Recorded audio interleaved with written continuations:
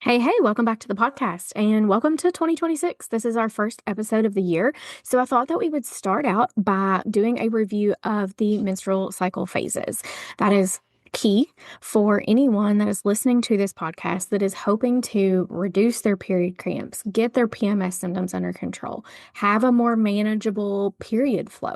This is foundational information that we all need to know, need to remember, and I think it's good for us to have a refresher every once in a while because for many of us, we either haven't learned this yet or we're not taught this until we were adult women that sought this information out for ourselves, which was the case for me. So, I came to really know and understand this stuff about 6 years ago now. And it's something that I still continue to obviously like study on. I work with it every day with my clients.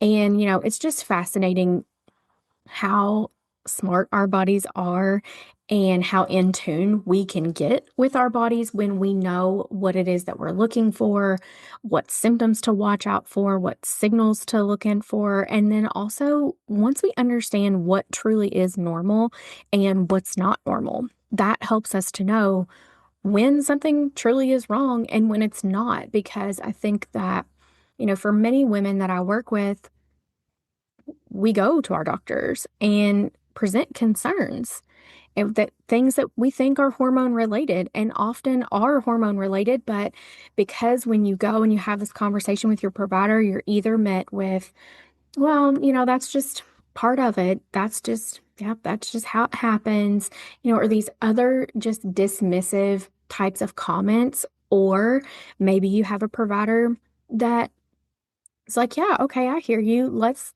do some labs and dig into that.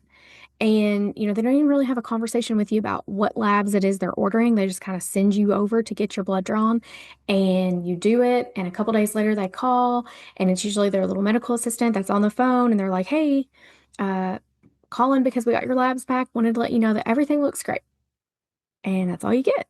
And you're left just kind of wondering, like, what in the heck is going on? Because I certainly don't feel great. I feel like something's off, but they tell me it's not. So who knows? I must be just like making it up in my head. That story gets told to me time and time again when I am, introducing new women to my community. I am starting to work with a client for the first time, and I'm like, tell me a little bit about you. Like, what's your story? What's been going on? What have you done to try to address this issue? I hear that same thing over and over and over again. So, as I said, I thought that today we would start with a review of the menstrual cycle phases. Now, before we get into that, I do want to remind you that if you are listening to this podcast and you're like, yes, these are the exact things I want to work on this year, right now, I need help with it. I am tired of having period cramps every month that are taking me out.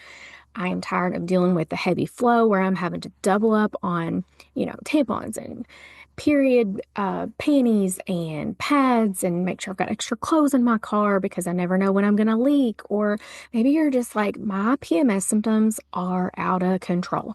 I'm like a totally different person before I start my period. My family gets so aggravated with me because I'm so aggravated with them and so snippy. If that is you, that is the exact type of person that I support in my program called Period Makeover Solution. Now, we are currently enrolling to start together as a group on January the 12th. So if you're listening to this in real time, come join that group with us.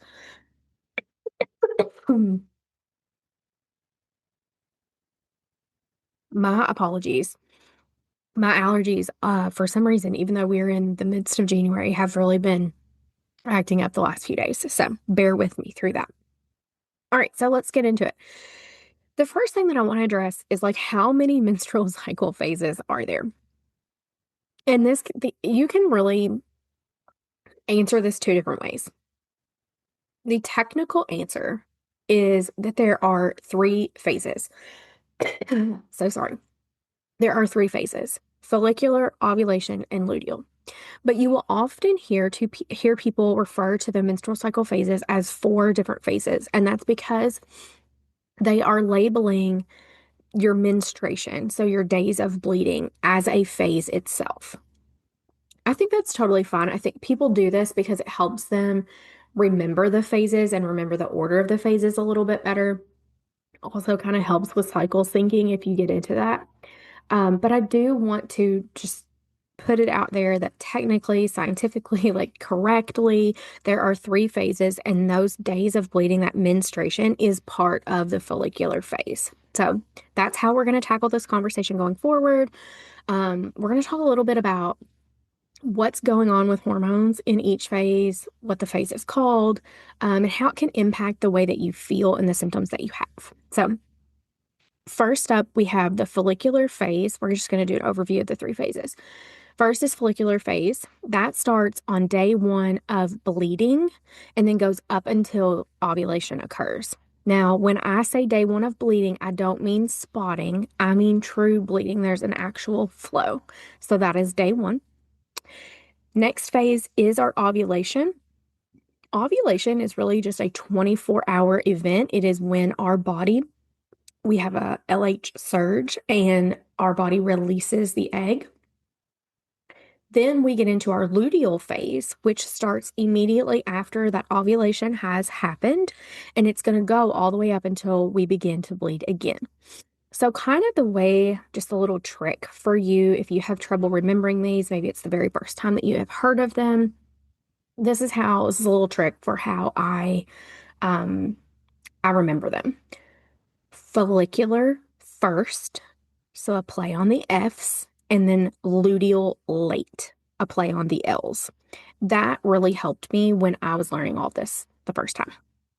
So let's dig a little deeper into each phase. In your follicular phase, this is really when you are supposed to kind of feel your best. Through your follicular phase, your estrogen is kind of your star hormone, and your progesterone levels have dropped down. During the follicular phase, your body is preparing an egg to be released by your ovary to then go on to prepare to try to become pregnant. Like that is your body's goal every single month with these reproductive organs is to get pregnant and sustain a healthy pregnancy. So during this follicular phase, there is going to be a rise in the the follicle stimulating hormone, or FSH. That is what is getting your egg kind of ready. And again, your estrogen levels are going to be higher during this phase. That is kind of estrogen is the star of the show during follicular, progesterone is the star of the show during your luteal.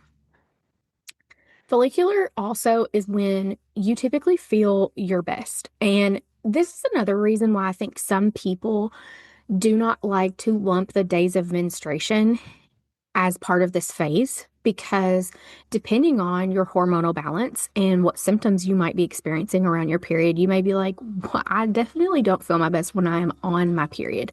And I do understand that completely. Again, it's one of the reasons why I think it's totally fine for people to kind of segment those days out. But again, technically, those bleeding days are part of the follicular phase. And all through your follicular phase, you should really feel at your best. That is when you should have the most energy. You should feel more extroverted. You should have increased stamina. Not just for workouts or like running, but just for everyday life. Like this should be when you're able to kind of tackle all the things. It feels easy to manage everything that's on your plate. You're more positive. And you'll also maybe notice that you have a slightly decreased appetite. This is typically not when we see like cravings or binge eating. Then we get into that 24-hour ovulation window. This is when, leading up to actual ovulation, we're going to see a spike, a surge in our luteinizing hormone, our LH. If you have ever used like ovulation tracking strips at home, that's what it's testing. It is testing for your LH, and that LH surge will occur um, about 24 hours prior to the actual release of the egg, 24 hours or less prior to that actual egg release. So when that happens, we are then when we see the LH surge, our FSH, that follicle stimulating hormone, is going to start to decline because it's done its job for the month. It's like I can go home for a few days. I'm good. My work here is done. As soon as ovulation occurs, we're going to start to see your progesterone levels rise because we have to have progesterone to sustain a healthy pregnancy. That is what helps sustain your pregnancy until a placenta is fully, like established and can then sustain the pregnancy. And then also after ovulation, we're going to see your estrogen level dip down a little bit. So that 24 hours has passed, ovulation has occurred, we have an egg that's been released, and again, that's just a 24-hour time frame. That's one day. So once that ovulation has occurred, we enter our luteal phase. And again, we've got that late luteal. This is the second half of our cycle. During the luteal phase, we will see a drop in that luteinizing hormone because it's done its job for the month. It triggered the egg release. It's good. It can go home for a few days. FSH, again, is still low, hasn't really started to climb again because its job still done for the month. And we're going to see estrogen kind of hang steady and progesterone rise all throughout that luteal phase as it is preparing to sustain a pregnancy. Now, the luteal phase is where we feel some of those typical PMS type symptoms. But what I want to really call out here about this is that there is a difference between true like PMS symptoms that need addressing because they are more dramatic or this is like on a spectrum. They're higher on the spectrum of like intensity than what we would just, I hate to use the term normal. So let's just say like what we would expect in a luteal phase because it is, I hate to use the word normal, but it is normal and it is to be expected for during that luteal phase, you're gonna feel less energy, but that doesn't mean fatigued. You are gonna feel hungrier and have an increased appetite, but that doesn't mean like insane cravings. You're going to feel more introverted and want to be at home more and not be as extroverted. But that doesn't mean depression and anxiety should really flare and, you should feel terrible and terrible about yourself and have all of this negative self-talk. You may be more bloated. And then you may be a little more sensitive and moody. But again, we have to think of that on that spectrum and like how intense is this symptom? Is this within what we would expect, or is what I'm experiencing outside of that and a little bit more extreme and indicating to me that I have a hormonal imbalance? Because the balance between estrogen and progesterone during this phase is very important. And it's where we can kind of pinpoint just based off symptoms what might be going on with someone. And then, of course, it's always important to do the actual testing because if we don't have actual data to back up what we think, then we're just throwing spaghetti at the wall and hoping that we're getting it right. So then, that takes you through until your period starts and you begin to bleed and you have that actual flow. And on that first day of your actual flow is when the follicular phase starts over again, and we repeat the same cycle. Now, you may have noticed that as I was going through these phases, I did not say things like, this happens on day blah, blah, blah. I don't like to do that because for a lot of our life, we have been kind of told that a woman should have a 28-day cycle. She should ovulate on day 14. And it's just kind of presented to us as if that is the same for every human being. Well, I mean, every woman, human being, and that's just how it is. And that's how it should be. And then if you fall outside of those parameters, then you're wrong, your body's wrong, you're doing something wrong. That's not necessarily the case. Um, Normal cycles can be anywhere from about 26 to 30 to 34 days and still be perfectly, again, I hate using this word, but perfectly normal within normal parameters, healthy enough to get pregnant.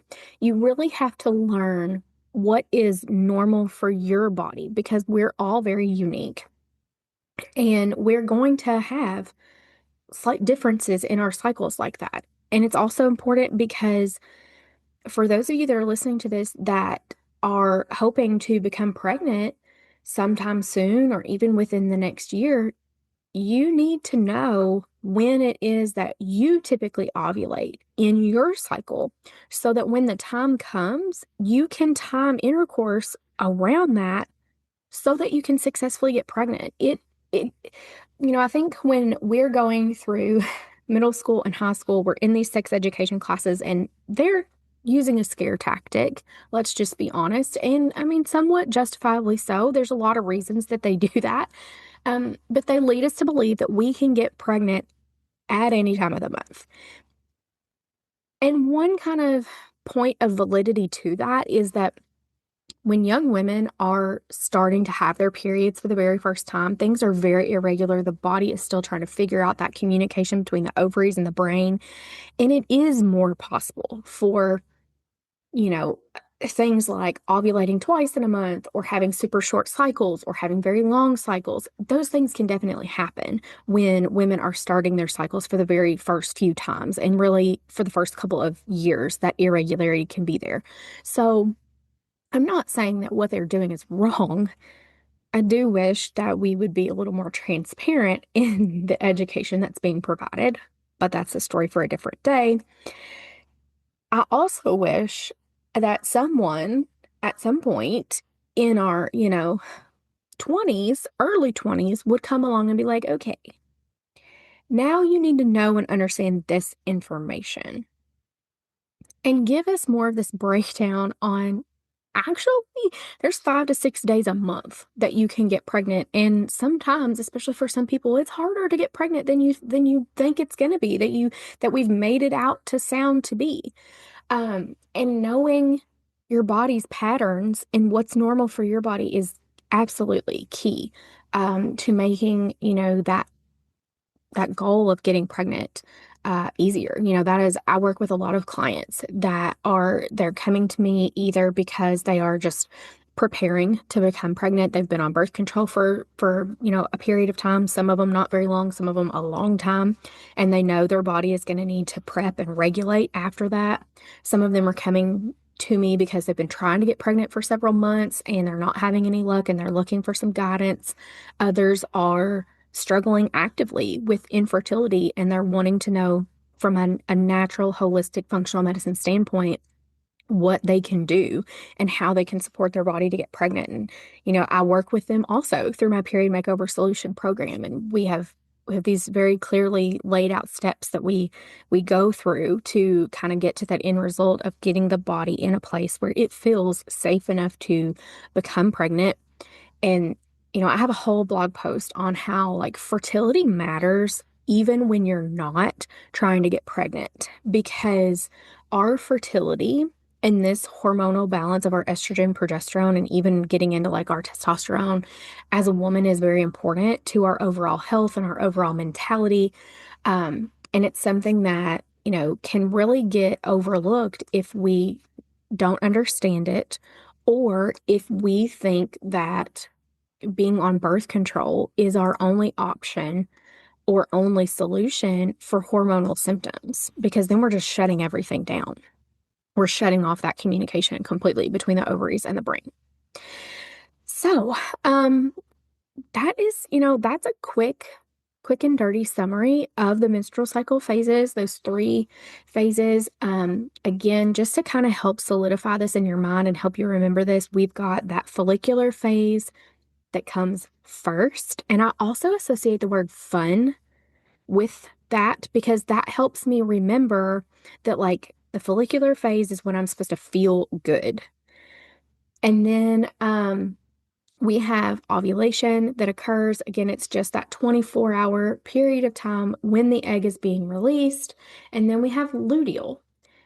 Luteal, late, and lazy is how I remember it in my mind, because again, that reminds me that when I'm in my luteal phase, it's normal for me to feel a little more introverted, want to hang out maybe on the couch more than normal. And you know, those little brain teasers have just helped me through the years, and I hope that they will help you, especially if you're learning some of this again, for the very first time, because I know that many of you are. So, that is where I'm going to leave us for this episode this week. I'll be back next week on Tuesday for another episode. I do want to invite you guys. I've added a link into the show notes for you to book a Happy Hormones Clarity call with me, um, where you'll provide me with just a little bit of information. You answer a couple of questions. We hop on a call, and, I will give you guidance on how, what next steps I believe that you should take on your quest to have happy, pain-free, predictable periods.